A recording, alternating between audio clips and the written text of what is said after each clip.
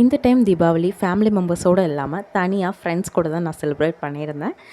லைஃப்பில் எப்பயுமே நான் வந்து கோலம் போட்டதே இல்லைங்க. அம்மா தான் போடுவாங்க. நான் ஜஸ்ட் கலரிங் மட்டும் தான் கொடுப்பேன். பட் நான் ஃபர்ஸ்ட் டைம் யாரோட ஹெல்ப்பும் இல்லாமல் தனியாக போட்டிருந்தது எனக்கே ஆச்சரியமாக இருந்துச்சு. மார்னிங்கே ஃப்ரெண்ட்ஸ் மூலியமாக எனக்கு கொஞ்சம் ஸ்வீட்ஸும் கிடச்சிது. அப்புறம் மதியம் டியூட் படத்துக்கும் நாங்கள் வந்து பிளான் பண்ணியிருந்தோம்.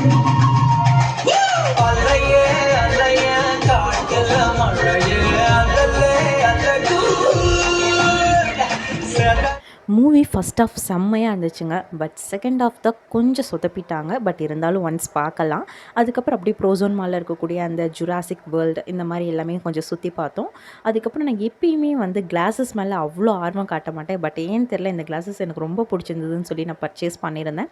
அதுக்கப்புறம் ஃபுட் கோர்ட்லேயே உட்காந்து கொஞ்சம் நேரம் பேசிகிட்டு இருந்தோம். எப்படி டைம் போச்சுன்னே தெரில. மதியம் மூவிக்கு பிளான் பண்ணி போனோம். ஈவினிங் 7:00 தான் வெளியவே வந்தோம். எப்படி டைம் போனதுன்னு தெரில. தீபாவளி டைமுங்கிறத லைட்டிங்ஸ் இந்த மாதிரி போட்டு ரொம்பவே சூப்பராக இருந்துச்சு. ஃபோட்டோஸ் எடுக்கிறதுக்கு ரொம்பவே நல்லா இருந்தது. நாங்களும் அதுக்கப்புறம் ஃபோட்டோஸ் எடுத்துகிட்டு நியூவாக டைங்கிற ஷாப்ஸ்லாம் ஓப்பன் பண்ணியிருந்தாங்க. ஸோ அது போய் எக்ஸ்ப்ளோர் பண்ணி பார்க்கலாமே அப்படின்னு சொல்லிட்டு உள்ளே போயிருந்தோம். அங்கே எனக்கு வாட்டர் பாட்டில் கலெக்ஷன்ஸ் பிடிச்சிருந்ததுன்னு 2 வாட்டர் பாட்டில் எடுத்தேன். அப்புறம் சில சென்டட் கேண்டில்ஸ் வாங்கணும்னு ரொம்ப நாள் ஆசை.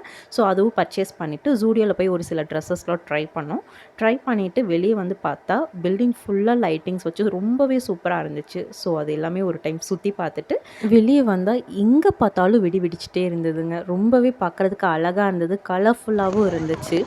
எனிவே தீபாவளி முடிஞ்சதுன்னு ஒரு பக்கம் நினச்சாலும் ஐயோ இப்போ போயிட்டு லாகின் பண்ணணுமே, ஷிஃப்ட் பார்க்கணுமேனு ஒரு பக்கம் வருத்தமாகவும் இருந்துச்சு. மெயின் ரீசன் நான் ஊருக்கு போகாததும் அதான் காரணம்.